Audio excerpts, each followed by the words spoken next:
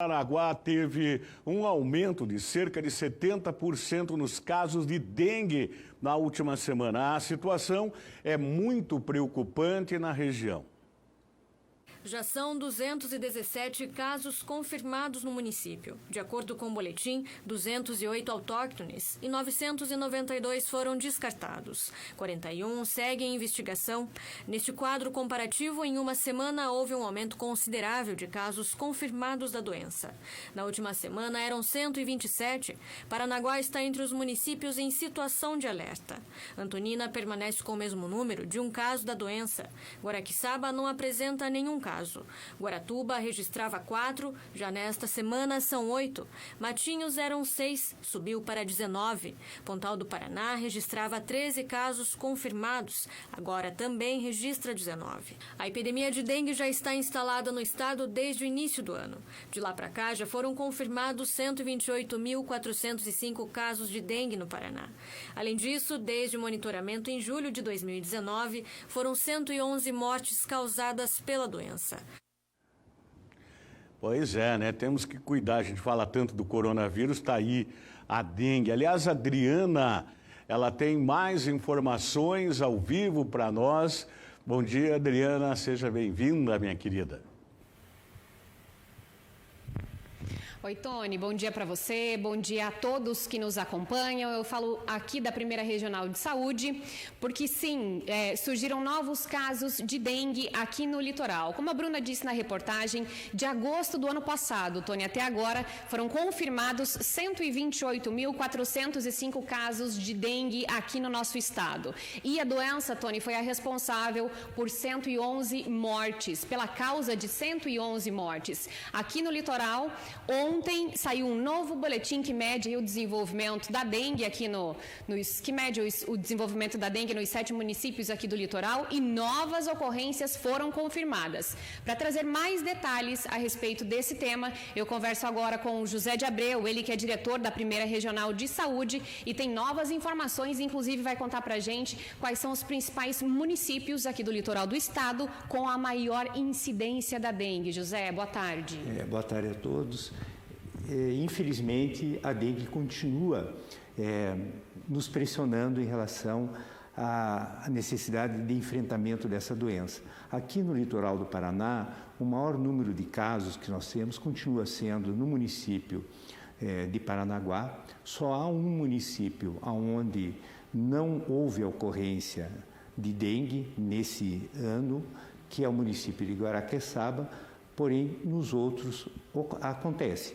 Nós não temos uma magnitude muito grande no número de casos, mas a condição da existência de casos confirmados nos coloca permanentemente alerta, porque essa situação significa dizer que o vírus está circulando no litoral e colocando em risco a vida das pessoas. Inclusive circulando um novo tipo de vírus da dengue, José? Isso, nós identificamos aqui no litoral esse ano 3 tipos de sorotipos diferentes de dengue, 1, 2 e o 4, né? Essa condição, ela reflete um pouco da grande mobilidade que nós temos no litoral, com vinda de pessoas de diversas regiões do estado, né? Então, a questão que hoje se discute da restrição da mobilidade também tem efeitos sobre a questão da dengue, né? Porque foram pessoas de outras regiões do Paraná, como você já falou, há uma epidemia em todo o estado, que podem ter carreado de forma involuntária o vírus aqui para o litoral. O pessoal precisa tomar bastante cuidado com o quintal de casa nessa ocasião? Isto, nós estamos vivendo um regime de chuvas reduzido. Então, essa condição climática fez desaparecer grandes poças, né? Então, as pessoas devem voltar a olhar no seu ambiente, uma vez por semana é suficiente, no seu ambiente do interior da sua casa, né? E observar se não há depósito de água, como, por exemplo, né, vasinhos de plantas, no próprio bebedouro do seu animal de estimação, né, embaixo da geladeira, se não acumular água de condensação. São esses os locais em que ocorre o desenvolvimento